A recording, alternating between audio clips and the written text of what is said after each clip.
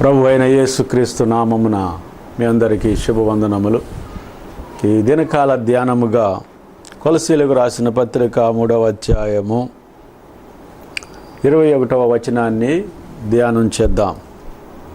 అంశముగా కోపము పుట్టింపకుడి అనే అంశాన్ని మనము ధ్యానం చేద్దాం. పౌలు కొలసీలకు రాస్తూ ఈ సత్యాన్ని తెలియచేస్తూ ఉన్నాడు. లోకములో మానవుని కోపము దేవుని నీతిని నెరవేర్చదని వాక్యము సెలవిస్తూ ఉంది. అందుకనే ఇక్కడ పౌలు స్పష్టంగా తెలియచేస్తూ ఉన్నాడు, తండ్రులారా మీ పిల్లల మనస్సు కృంగునట్లు వారికి కోపము పుట్టింపకుడి. తండ్రులారా మీ పిల్లల మనస్సు కృంగకుండునట్లు వారికి కోపము పుట్టింపకుడి. ఒకటి, కోపము పుట్టించేటువంటి తల్లిదండ్రులు పిల్లల మనస్సును కృంగజేసేటువంటి తల్లిదండ్రులు. వాస్తవానికి మనము లేదా తల్లిదండ్రులుగా ప్రతివారు కూడా బిడ్డలను చాలా సంతోషంగా, ఆనందంగా, వారు ఉన్నతమైన స్థితిలో ఉన్నత విద్యను అభ్యసించి ఉన్నతమైనటువంటి వ్యక్తులుగా సమాజంలో ఉండాలని ప్రతి తల్లిదండ్రులు కోరుకుంటారు. ఈ క్రమంలో వారి మీద విపరీతమైన ఒత్తిడిని తీసుకొస్తూ ఉంటారు, కోపోద్రేకాలకు గురి చేస్తూ ఉంటారు. అలా గురి చేయటం ద్వారా ఇక్కడ పౌలు తెలియచేస్తూ ఉన్నాడు, తండ్రులారా మీ పిల్లల మనస్సు కృంగునట్లుగా వారికి కోపము పుట్టింపకుడి. కోపపడుడి కానీ పాపము చేయవద్దు అని యేసు ప్రభువారు సెలవిచ్చారు సువార్తలలో మనం చూసినప్పుడు. నిజమే, కోపపడాలి, కానీ ఆ కోపము దేవుని చిత్తాన్ని నెరవేర్చనిదిగా ఉండకూడదు. రెండవది, నరుని కోపము అది సాయం సంధ్య వరకు మాత్రమే ఉండాలి. మరలా వేకువజాముకి లేదా ఉదయకాలానికి మన కోపము మన నుండి దూరం కావాలి. ఎందుకు అంటే యేసు ప్రభువారు ఖచ్చితంగా మనకి చెప్పారు, కోపపడుడి కానీ పాపము చేయకుడి. చాలామంది కోపములో, ఆవేశములో రకరకాలైన పాపము చేయటానికి వారిని ఆ కోపము కారణమైపోతూ ఉంది, లేదా ఆ కోపము వారిని అలాగా ప్రలోభానికి గురి చేస్తూ ఉంది, ప్రేరణకు గురి చేస్తూ ఉంది. ఆ కోపము ప్రేరణ వలన వారు మనసు చంచలనమై, మనసు చెలించినటువంటి వారై, వారి జీవితంలో విరక్తి కలిగి, మనస్సులో కృంగిపోయినటువంటి వారై, దేవునికి విరోధముగా ఆలోచన చేసి, తల్లిదండ్రులకు విరోధముగా ఆలోచన చేసి, సమాజానికి విరోధముగా ఆలోచన చేసి, తల్లిదండ్రులకు, సమాజానికి, దేవునికి ఇష్టలు కాకుండా దూరం అయిపోతున్నటువంటి పిల్లలు, యవనస్తులు అనేక మందిని నేటి ఈ దినాల్లో మనం చూస్తూ ఉన్నాం. అందుకే ఇక్కడ తండ్రులారా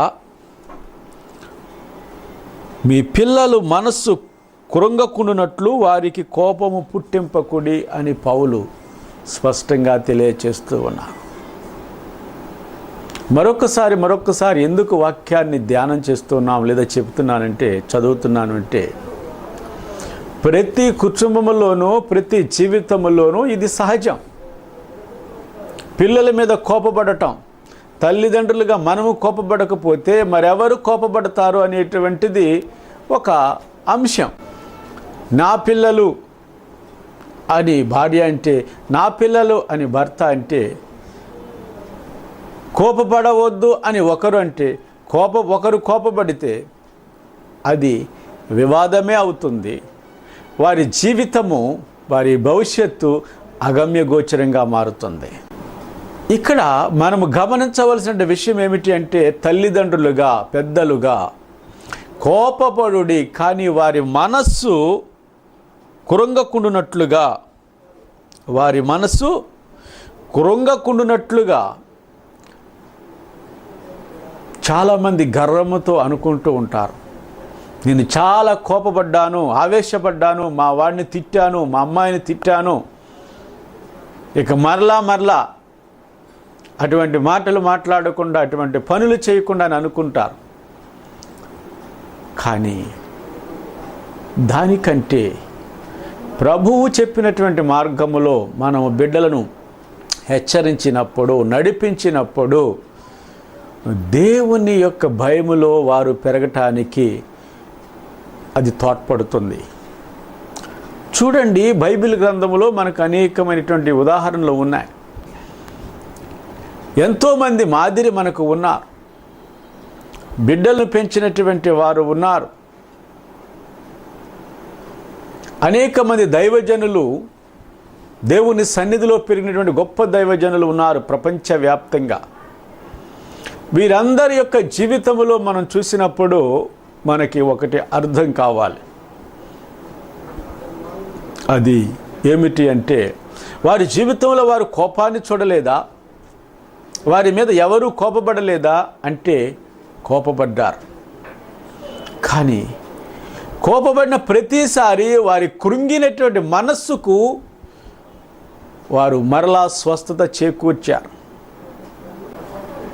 దేవునికి మనకు ఉన్నటువంటి సంబంధము ఎటువంటిదో, ఆ భగవంతునికి భక్తునికి ఉన్నటువంటి సంబంధం ఎటువంటిదో,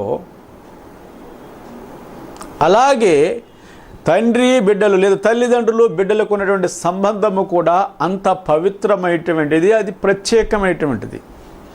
ఈ లోకములో ఎవరికీ లేనటువంటి ఆ గొప్ప ప్రత్యేకత, ధన్యత దేవుడు మానవులకు మాత్రమే దయచేశారు. అది ఏమిటి అంటే, మనకి మన బిడ్డలకు జ్ఞానాన్ని, తెలివిని తెలియచేసి లేదా బోధించేటువంటి విజ్ఞతను దేవుడు మనకు దయచేశాడు. అందుకే మనము మన బిడ్డల ఎడల కోపపడుతూ ఉన్నాం. ఆ కోపము ఆవేశంగా లేదా ఆ కోపము వారి మనస్సులు కృంగేలాగా మనము చేయకూడదు అని ఈ దినకాలము, ఈ సమయములో మనం హెచ్చరించబడుతున్నాం వాక్యము ద్వారా. అనేక పర్యాయాలు బిడ్డలు వారు మనస్సు కృంగిన తరువాత, వారి మనస్సు చెల్లించిన తరువాత వారు పెడద్రోవ పట్టేటువంటి ప్రమాదము 199% ఉంది. ఇది ఖచ్చితం. చూడండి, మీరు ఎప్పుడైనా సరే ఒక ఇల్లు విడిచి వచ్చినటువంటి ఒక బాలుడిని లేదా ఒక బాలికను, ఒక టీనేజ్లో ఉన్నటువంటి పిల్లల్ని మనం ప్రశ్నించినట్లయితే, వారి వృత్తాంతాన్ని మనం ఒక్కసారి పరిశీలన చేసినట్లయితే ఆ పిల్లలు చెప్తారు, ఆ యొక్క యవనస్తులు చెప్తారు, ఆ టీనేజ్లో ఉన్నటువంటి ఆ పిల్లలు చెప్తారు. వారు చెప్పేటువంటి కారణము, నెంబర్ 1 కారణం ఏమిటంటే, మా తండ్రి మా తల్లి నన్ను హింస పెడుతున్నారు, వారు కొడుతున్నారు అని చెప్తారు. వారు సరిగా చూడటం లేదు అని చెప్తారు. దానికి అనేక కారణాలు ఉండవచ్చు. దానికి తండ్రి యొక్క వ్యసనాలు కారణం కావచ్చు, తండ్రి యొక్క దురలవాట్ల కారణాన్ని బట్టి కావచ్చు, లేదా తల్లిదండ్రుల మధ్య ఉన్నటువంటి భేదాభిప్రాయాలు కావచ్చు. వీటిని బట్టి ఆ బిడ్డలు ఆ యొక్క గృహాలు విడిచి అనేక మంది ఆ బస్ స్టాండ్ల అమ్మట, రైల్వే ప్లాట్ఫారాల మీద వారు ఉండటానికి కూడా సిద్ధపడుతున్నారు. కానీ వారి స్వగృహాల్లో ఉండటానికి ఇష్టపడలేకపోతూ ఉన్నారు. కారణం ఏమిటి అంటే, వారి మనస్సు కృంగిపోయింది, వారి మనస్సు వేదన చెందింది, వారి మనస్సులో భరించలేనటువంటి గాయమయ్యింది. ఆ గాయము ఎవరో చేసినదైతే తల్లిదండ్రులకు వచ్చి, అన్నదమ్ములకు వచ్చి, చెప్పుకుంటారు. లేదా తాతకో, మా అమ్మకో, నాయనమ్మకో, అమ్మమ్మకో, తాతయ్యకో చెప్తారు. తల్లిదండ్రులే వారి యొక్క బిడ్డల గాయాలను లేదా రేపుతూ ఉంటే, వారి మనస్సులు కృంగేలాగా వారిని హింస పెడుతూ ఉంటే వీరు ఎవరికి చెబుతారు? నేటి సమాజంలో మనం చూసినప్పుడు ప్రతి నిత్యము ఒక విజయవాడ రైల్వే స్టేషన్ మనం చూసుకున్నట్లయితే నిత్యము 150 మంది పిల్లలు పైన ఆయా నలుమూలల నుండి, రాష్ట్ర నలుమూలల నుండి ఆ విజయవాడ జంక్షన్కి చేరుతూ ఉన్నారనేది ఒక గణాంకం. ఈ 150 మంది రోజుకి వస్తున్నారు అంటే ఒక్కసారి ఆలోచన చేయండి. రోజుకి 150 మంది చొప్పున నెలకి ఎంతమంది అవుతున్నారు, సంవత్సరానికి ఎంతమంది అవుతున్నారు, వీరు ఎక్కడికి వెళుతున్నారు, వీరి భవిష్యత్తు ఏమవుతుంది, వీరు రావడానికి గల కారణం ఏమిటి అని మనం గమనించినట్లయితే తల్లిదండ్రులుగా, యవ్వనస్తులుగా వారి మీద సమాజము చూపినటువంటి కోపము, సమాజము చేత వారు ద్వేషించబడి, తల్లిదండ్రుల చేత వారు ద్వేషించబడి, లేదా అన్నదమ్ముల చేత ద్వేషించబడి, బంధువుల చేత ద్వేషించబడి, వారికి ఉన్నటువంటి మంచి వసతులను, మంచి ఆహారము లేదా మంచి జీవితాలను కూడా విడిచిపెట్టి ఆ యొక్క అనాథగా దిక్కుమాలినటువంటి స్థితిలో ఒక ప్లాట్ఫామ్ మీద, ఫుట్పాత్ మీద పడుకోవటానికి కూడా, లేదా ఫుట్పాత్ మీద ఉన్నటువంటి ఆహారాన్ని తినటానికి కూడా తెగింపు కారణం ఏమిటి అంటే నీవు పడినటువంటి కోపము, ఆవేశమే అని మరిచిపోవద్దు. ఎంతోమంది చూస్తూ ఉంటారు, ఆ పిల్లలు అలాగున ఆ యొక్క ఎంగిలి మెతుకుల కోసం కొట్లాడుకుంటూ ఉంటే, కానీ ఏ మనిషి కూడా, ఏ ఒక్కరూ కూడా ఈ పిల్లవాడు ఈ యొక్క స్థితిలో ఉండడానికి కారణము ఏమిటి అని ఆలోచిస్తే, ఏ ఒక్కరు ఆలోచించినా దాన్ని వెనుక వారు గురి అయినటువంటి ఆవేశము, కోపము, కోపానికి వారికి గురి అవుతున్నారు, ఆవేశానికి గురి అవుతున్నారు, నిరాదరణకు గురి అవుతున్నారు, ప్రేమకు దూరం అవుతున్నారు, ఆప్యాయత అనురాగాలకు దూరం అయ్యి వారు దానిని వెతుకటం కోసము ఆయా మార్గాలను ఎన్నుకుంటూ ఉన్నారు. కాబట్టి ఇక్కడ అందుకే పౌలు అంటున్నాడు, తండ్రులారా మీ పిల్లల మనస్సు కృంగకున్నట్లు వారికి కోపము పుట్టింపకుడి. పిల్లలకు కోపం పుట్టించకూడదండి. ఎందుకంటే అలాగున దేవుడు కూడా మనకు కోపం పుట్టించినట్లయితే మనం దేవునికి సమీపస్థులము కాలేము.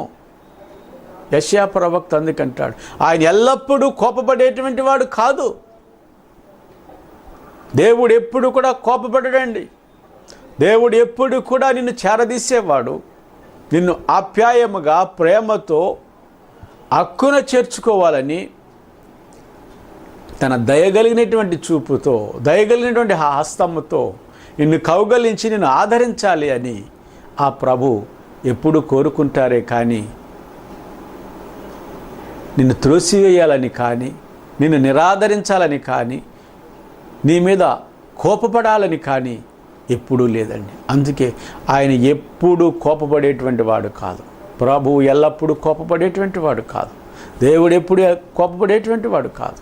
గమనించండి, చిన్నపిల్లలైనా పెద్దవారైనా దేవుని ప్రేమను మనం పంచినప్పుడు, దేవుని సన్నిధిలో ఉన్నటువంటి ఆ మాధుర్యాన్ని, ఆ యొక్క ప్రేమ అనురాగాలను దైవికమైనటువంటి రీతులలో ఎన్నో ఉపమానాలు ఉన్నాయి బైబిల్ గ్రంథములో. లోకములో మనకి ఎంతోమంది మాదిరి ఉన్నారు, ఎంతోమంది గొప్ప తల్లులు ఉన్నారు. వీరందరూ కూడా వారి బిడ్డలకు దేవుని యొక్క గొప్ప కార్యాల గురించి వివరించారు. ఇశ్రాయేలీయుల యొక్క చరిత్రలో మనం చూసినప్పుడు మా పితరులు మాకు వివరించారు. ఏమి వివరించారు అంటే, ఆ ఇశ్రాయేలీయులు అంతగా వారిని హింస పెట్టినా, అంతగా వారిని కఠిన బానిసత్వం పని చేయించిన ఏనాడు కూడా వారు కోపపడలేదు, కృంగిపోలేదు, అలయలేదు, సొలయలేదు. వారు 40 సంవత్సరాలు వారు ప్రయాణం చేసిన వారి బట్ట మాయలేదు, వారి కాలు వాయలేదు. దానికి కారణం ఏమిటి అంటే దేవుని వాత్సల్యము వారి నడిపించింది, దేవుని ప్రేమ వారి నడిపించింది, దేవుని యందు ఉన్నటువంటి ఒక గొప్ప నిరీక్షణ వారిని ఆ పరమపురి కనాను వైపు నడిపించింది. దేవుని యందు మనము నిజముగా అటువంటి గొప్ప గురి నిరీక్షణ కలిగి ఉన్నట్లయితే ఈ దినమును కూడా ఒకవేళ ఎవరి ఆగ్రహానికి గురి అయినప్పుడు కూడా, ఎవరి కోపానికి గురి అయినా దేవుడు ప్రేమిస్తున్నాడు అని నీవు గమనించినట్లయితే దేవుడు తప్పక నీకు సహాయం చేస్తాడు. అందుకే ఎఫెసీయుల పత్రికలో కూడా పౌలు ఇదే మాటను తెలియజేస్తూ ఉన్నారు. ఎఫెసీయులకు రాసిన పత్రిక 6వ అధ్యాయము 4వ వచనంలో చూసినప్పుడు, తండ్రులారా మీ పిల్లలకు కోపము రేపక ప్రభు యొక్క శిక్షలోను బోధలోను వారిని పెంచుడే. మనం ఏం చేస్తాము అంటే సాధారణంగా కోపపడతాం, ముందు ఆవేశపడతాం. ప్రభువు మనకు నేర్పిన శిక్ష కానీ ప్రభువు బోధ కానీ వారికి అంటనీయం. అంటితే దేవుని వాక్యము చెప్పితే, మంచి మాటలు చెప్పితే వీడు ఈ మాటలు నేర్చుకుంటే ప్రయోజనం ఏముంటుంది? వాడు బాగా చదవాలి, పెద్ద ఉద్యోగం చేయాలి, ఎంతో గొప్ప ఆస్తిని సంపాదించాలనే ఆలోచనే ఉంటుంది. కానీ వాడు దైవిక బోధలోను శిక్షలోను పెరిగినప్పుడు వాడు దేవునికి దేశమునకు పనికి వచ్చేటువంటి గొప్ప పాత్రగా ఉంటాడనేటువంటి సత్యాన్ని ఈనాటి విశ్వాసులు, దేవుని ప్రజలు తెలుసుకోవాలని ప్రభు పేరట మనవి చేస్తూ ఉన్నాను. ఎందుకంటే నేటి దినాల్లో చూసినప్పుడు చిన్నపిల్ల, ఒక ఎల్కేజీ పిల్లవారిని చూసినప్పుడు వారు మోసేటువంటి పుస్తకాలు చూడండి, వారు రాసేటువంటి ఆ పుస్తకాలు చూడండి, ఎన్నెన్ని పుస్తకాలు ఉంటున్నాయో. వారు మోయలేనటువంటి బరువు. ఉదయం 6 గంటల నుండి రాత్రి 6 గంటల వరకు 12 గంటలు వారు 4 గోడల మధ్య నలిగిపోతూ ఉన్నారు. ఇది కూడా ఒక రకంగా తెలియనటువంటి బానిసత్వం. మనం తెలియకుండానే కొన్ని రకాలైనటువంటి బంధకాలలో బిడ్డలను 4 గోడల మధ్య ఒక ఖైదులో ఉంచినట్లుగా మనం బిడ్డలను ఉంచుతూ ఉన్నాం. ఇది సమాజానికి అంత శ్రేయస్కరమైనటువంటిది కాదు. బిడ్డలు ఈ దినాన చిన్నపిల్లలు, యవ్వనస్తులు అనేక మంది మానసిక రోగులు కావటానికి, మానసికంగా వారు పరివర్తన చెందలేకపోవడానికి కారణము, లేదా కుటుంబములో బాంధవ్యాలు తెలియకపోవటానికి, బాధ్యతలు తెలియకపోవడానికి కారణం ఏమిటంటే వాడు పుట్టిన 3వ సంవత్సరం నుండే స్కూల్లో వేస్తాం. వాడు ఉద్యోగం చేసి చదువు అయిపోయిన తర్వాత ఉద్యోగానికి వెళతాడు. ఉద్యోగం వెళ్ళిన తర్వాత వివాహం చేస్తాము. తర్వాత భార్య తప్ప, తల్లిదండ్రులు తప్ప ఎవరు తెలియని పరిస్థితులు అనేక కుటుంబాల్లో ఉన్నాయి. ఇది అంత మంచి సంస్కృతి కాదు. క్రైస్తవ్యానికి అంతకంటే మంచిది కాదు. దేవుని బిడ్డలముగా, దేవుని వాక్యానుసారంగా బిడ్డలను మనం పెంచాలి. అందుకే యోహాను భక్తుడు అంటాడు, వారిని దేవుని అందు మీరు ప్రతిష్ఠించండి, దేవుని వాక్యములో ప్రతిష్ఠించండి. బిడ్డల్ని మనము దేవునిలో ప్రతిష్ఠించాలి, దేవుని వాక్యములో ప్రతిష్ఠించాలి. అలాగ మనం ప్రతిష్ఠించినప్పుడు, వారు పెరిగినప్పుడు, పెద్దవాడైన తర్వాత వాడు పడిపోడు. చిన్నవాడిగా మనం ఒక మంచి పునాదిని వేసినప్పుడు చిన్నపిల్లవాడు పడిపోడు. వాడి దైవిక మార్గంలో, దైవిక శిక్షణలో వాడిని పెంచినప్పుడు వాడు పడిపోడండి. చాలామంది తల్లిదండ్రులు చెప్తారు, అయ్యా మా బిడ్డ కొరకు ప్రార్థన చేయండి, 5వ తరగతి వరకు బాగా చదివాడండి, 10వ తరగతి వరకు బాగా చదివాడండి, ఇప్పుడు మా మాట వినటం లేదండి. నిజమే. ఇప్పటి వరకు నీ మాట విన్నాడు, ఇప్పుడు నువ్వు వాడి మాట వినాలి. ఎందుకంటే వాడు నీ ఎంత అయ్యాడు, లేదా ఆ బిడ్డ నీ ఎంత అయ్యింది కాబట్టి ఇప్పుడు నీవు వినాలి. తప్పదు. ఎందుకంటే ఇప్పటి వరకు నీవే పొరపాట్లు చేస్తున్నావో ఆ బిడ్డలు గమనించారు. దానికి కారణము ఏమిటి అంటే దైవికమైన శిక్షణలో నీవు పెంచకపోవటమే. నీ తల్లిదండ్రులకు విధేయులవమని దేవుని వాక్యం చెబుతూ ఉంది. నీకు మేలు కలగాలంటే నీ తల్లిదండ్రులను సన్మానించాలని వాక్యం చెబుతూ ఉంది. ఈ మాటలు నీవు ఎప్పుడైనా చెప్పావా? 15 సంవత్సరాల వయసు వచ్చిన తర్వాత, లేదా 22 సంవత్సరాల వయసు వచ్చిన తర్వాత, 25 సంవత్సరాలకు వివాహం చేసిన తర్వాత నీవు అయ్యా నీ తల్లిదండ్రులను ప్రేమించాలి, నీ తల్లిదండ్రులకు విధేయులు అవ్వాలి అని అప్పుడు చెబుతావు. కానీ ఇదిగో నీకు పెళ్లి చేశాము, వివాహం చేశాము, నీ భార్యను ప్రేమించాలి అని మాత్రం చెబుతామా? అని చెప్పలేం. లోపము ఎక్కడ ఉందంటే మనలోనే ఉంది. లోపము మనలో ఉంది. మన బిడ్డలను పెంచవలసిన మార్గములో వారికి బోధించవలసిన శిక్షణ, బాలుడిగా ఉన్నప్పుడు, చిన్నపిల్లవాడిగా ఉన్నప్పుడు వాడి తల్లిదండ్రులను ప్రేమించాలి, స్త్రీ అయినా పురుషుడైనా. కానీ మనమేం చెబుతామంటే ఈ చిన్న ప్రాయములో నీ తల్లిదండ్రులను ప్రేమించయ్యా, నీ తల్లిదండ్రులను సన్మానించు, అప్పుడు నీ భూమి మీద నువ్వు దీర్ఘాయుష్యవంతుడు అవుతావు, నీవు దీవించబడతావు, ఆశీర్వదించబడతావని వయసు వచ్చిన దాకా చెప్పము. కానీ వయసు వచ్చిన తర్వాత, భార్య వచ్చిన తర్వాత నీకు తల్లిని ఎట్లాగో చూసుకోవాలో తెలియదు, తండ్రిని ఎట్లాగో చూసుకోవటం తెలియదు అంటే మొదట నీవు 25 సంవత్సరాలు 20 సంవత్సరాలు పెంచినప్పుడు లేని చెప్పనటువంటిది ఇప్పుడు ఎందుకు చెబుతున్నావు అని నీవు ఒక్కసారి గమనించాలి. ఈ మంచి సమయంలో నా ప్రియ సహోదరి సహోదరుడా, పిల్లలకు మనసు కృంగేటువంటి మాటలు చెప్పకూడదు. మనసు కృంగే విధంగా వారిని మనము కోపపడకూడదు, వారి కోపము రేపకూడదు. వారు ఒకవేళ నీవు అలాగూ చేసినప్పుడు వారు నీకు విరోధులుగా మారుతారు, దేవునికి విరోధులుగా మారుతారు, సమాజానికి విరోధులుగా మారుతారు. ఆ సాంఘిక శక్తులుగా వారు మారిపోయి సమాజానికి, కుటుంబానికి, మొత్తము మానవాళికే గొప్ప ఉపద్రవంగా తయారయ్యేటువంటి పరిస్థితులు ఉన్నాయి. ఎందుకంటే ఈ దినాలు అనేక మంది నేరస్తులను చూసినప్పుడు వారందరూ కూడా 20-25 సంవత్సరాల లోపు వారే నేరాలకు పాల్పడుతూ ఉన్నారు. దానికి కారణం ఏమిటి అంటే చిన్న పిల్లలుగా ఉన్నప్పుడు వారికి దేవుని యొక్క శిక్షలో, ప్రభు యొక్క శిక్షలో, బోధలో వారిని పెంచటం లేదు. ఏ విధమైన దేవుని భయము లేకుండా వారు పెరుగుతూ ఉన్నారు.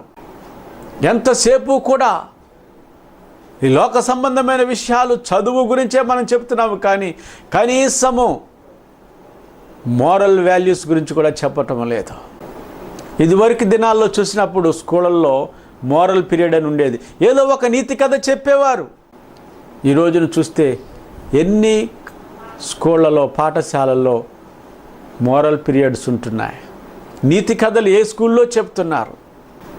కాబట్టి మనము వారు చెప్పినా చెప్పకపోయినా దేవుని బిడ్డగా, క్రైస్తవునిగా, క్రైస్తవురాలుగా, తల్లిగా, తండ్రిగా నీవు నీతి కథలు, మంచి కథలు, ఒక మోషే గురించి, ఒక దావీదు గురించి, ఒక సౌలు గురించి, ఒక పౌలు గురించి, ఒక పేతురు గురించి నీవు నీ బిడ్డలకు చెప్పినప్పుడు వారు గొప్ప దైవజనులుగా, ఒక జాన్ వెస్లీ లాగా, బెల్లీ గ్రహం గారు లాగా, టీడీ జేక్స్ లాగా గొప్ప దైవజనులు అయ్యేటువంటి అవకాశం ఉంది. దేవునికి, దేశానికి పనికి వచ్చే పాత్రలుగా దేవుడు బిడ్డలను దీవిస్తారు, ఆశీర్వదిస్తారు. తలల వంచి కళ్ళు మూసుకొని ప్రార్థన చేసుకుందాం. సర్వశక్తి కనికరంగల మా పరమ తండ్రి, పరిశుద్ధాత్మ దేవ, దినకాలము మీ పిల్లలకు కోపము రేపకుడి, వారి మనస్సును కృంగినట్లుగా కోపపడవద్దు అంటున్నాం. అవును ప్రభువా, అనేక పర్యాయాలు మా జీవితాల్లో కోపపడి పిల్లలను కృంగ చేస్తూ ఉన్నాం. తదుపరి వారు అనాథలుగా మిగిలిపోతూ ఉన్నారు. అటువంటి వారి గురించి ఈ దినం ప్రార్థిస్తూ ఉన్నాను. అలాగే ఎవరైతే నీ ప్రేమను పోగొట్టుకుని ఉన్నారు, తల్లిదండ్రుల ప్రేమను పోగొట్టుకుని ఉన్నారు, దుర్భరమైన జీవితంలో రైల్వే స్టేషన్లమ్మట, ప్లాట్ఫారాలమ్మట, బస్ స్టేషన్లలో ఉంటున్నారో వారందరికీ కూడా నీ ప్రేమను పంచేటువంటి భాగ్యము ప్రతి తల్లిదండ్రులకు, ప్రతి బిడ్డకు దయచేయమని నీ సన్నిధిని తోడుగా ఉంచుమని నజరేయుడైన యేసు నామమున ప్రార్థించి వేడుకొనుచున్నాను తండ్రి, ఆమేన్. మీరు సంప్రదించవలసిన మా చిరునామా నవడూరి పాలరాజు గారు, కృపా నిరీక్షణ మార్గము, post box number 07, Gannavaram, Krishna జిల్లా. Pin code number 521101. మా సెల్ నెంబర్ 9394883303. మా ఫోన్ నంబర్ మరి ఒకసారి 9394883303.